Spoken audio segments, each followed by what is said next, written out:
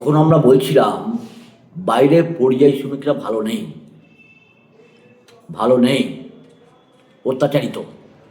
তখন একটা পরিযায়ী শ্রমিক নাম শুভনন্দন, ও বলেছিল, ভালো আছি দিদি, আমরা খুব ভালো আছি, আমি মাসে 50-এর উপর কামাচ্ছি।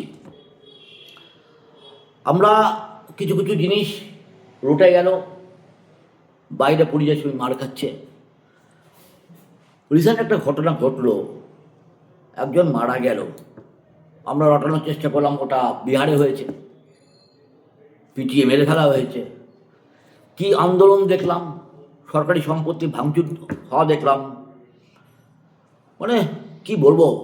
তারপরে জানা গেল ওটা বিহারে নয়, ঝাড়খণ্ডে, আমাদের সোরেনবাবুর ঝাড়খণ্ডে। ফলে আমরা এইসব রোটাই কেন পরিযায়ী বাইরে যেতে হবে? হ্যাঁ, ওয়েস্ট বেঙ্গলের পরিকাঠামো আছে, কিন্তু এত বড় পরিকাঠামো নেই যে নিজের যে রাজ্যের বেকারদের ধরে রাখার পরিকাঠামো। লক্ষ লক্ষ গেছে। যদি আমাদের আইনমন্ত্রী বলেছিল মলয় ঘটক 22 লাখ, কিন্তু কদিন আগে জানলাম 35 লক্ষ পরিযায়ী শ্রমিকের নাকি 5,000 করে দেওয়া হচ্ছে। 35 লক্ষ। এখন এরা 22 কি 35 কিংবা তার বেশি, সেটা কে জানে। তাহলে শুভনন্দন যেটা বলেছিল বাইরে আমরা ভালো আছি, সত্যি যে তারা ভালো আছে মনে হচ্ছে। আর যারা বাইরে না গিয়ে আমাদের বাংলার মাকে আঁকড়ে ধরে এখানে কাজ করার চেষ্টা করলো, তারা কতটা নিরাপদ? তাদের নিরাপদ থেকে আমরা দিতে পেরেছি? আনন্দপুরের কি ঘটনা ঘটলো, এখনো ডেড বডি পাওয়া যাচ্ছে। শ্রমিকরা বাড়িতে ফোন করছে, মা মারা যাব, বাবা মারা যাব, বউকে ফোন করছে, ঠিক মতো থেকো, আর পারছি না, লেলিয়ান শিকা গ্রাস করছে, জীবন্ত দগ্ধ, চারিদিকে হাড় ভাতার কুলি। কেন?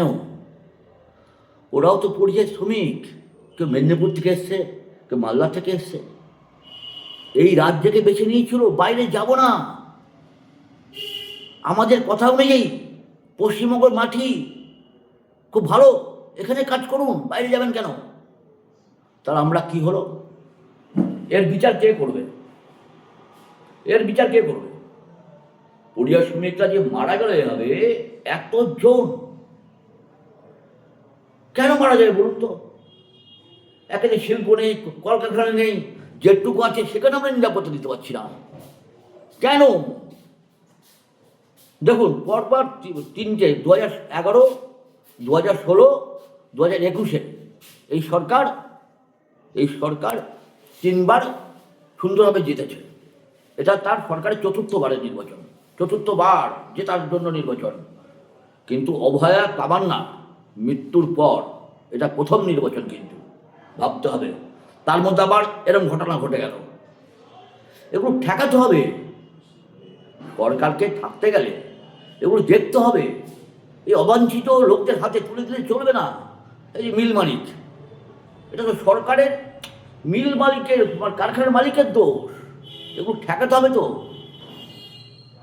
হ্যাঁ, এখনো সময় আছে, কিন্তু 3 মাস খুব একটা ছোট নয়, কিন্তু ভাবলে কিন্তু অনেকটা।